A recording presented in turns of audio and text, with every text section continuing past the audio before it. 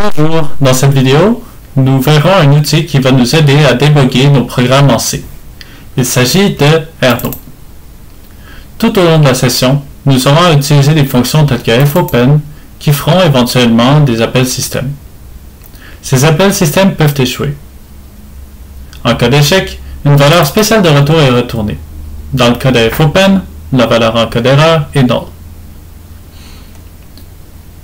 Par contre, il se pourrait très bien qu'un jour vous soyez en TP ou en train de faire un exercice et que vous ne voyez pas vraiment la raison de l'erreur, que vous ayez besoin d'un peu plus d'aide pour comprendre qu'est-ce qui s'est passé.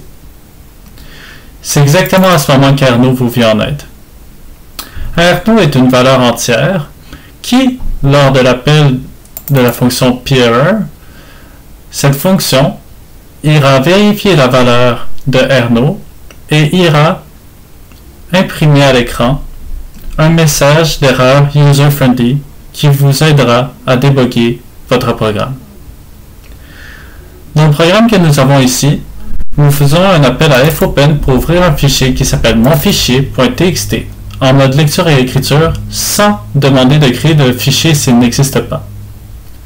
Comme on le voit ici, le fichier n'existe pas. En cas d'échec, nous utilisons la fonction PError pour écrire erreur lors de l'ouverture du fichier. Nous verrons à quoi sert ce paramètre. En cas de succès, on imprime tout OK et on se termine. Il est à noter que pour avoir un bon programme, il faudrait prendre la peine de fermer les descripteurs de fichiers avant de se terminer. Mais ici, nous nous attardons seulement au but de la fonction PError. Que se passe-t-il si je compile le programme et que je l'exécute? On voit tout de suite erreur lors de l'ouverture du fichier, qui est notre paramètre de PError, mais ce qui suit est encore plus important.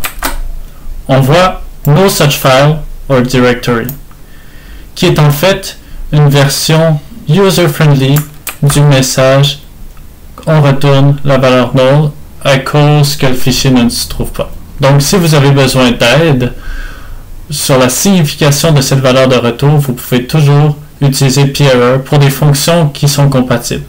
C'est ce qui est très important. Pour savoir si une fonction va venir modifier la valeur de Erno en cas d'erreur, c'est très simple. Ouvrez un terminal et consultez la main page de votre fonction. Concentrez-vous ensuite sur la section de la valeur de retour, qui est juste ici. Maintenant, pour savoir si vous pouvez débugger avec Erno et PError, lisez bien la description. On voit ici que, en cas de succès, on retourne un pointeur vers le fichier. Sinon, null est retourné exactement dans le test que nous avons fait ici. Et Erno is set to indicate the error.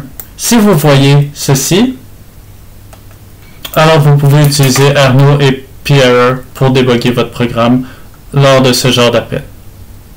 Donc, c'est tout pour cette capsule. J'espère que ça vous a été utile et que vous allez faire usage de cette fonctionnalité.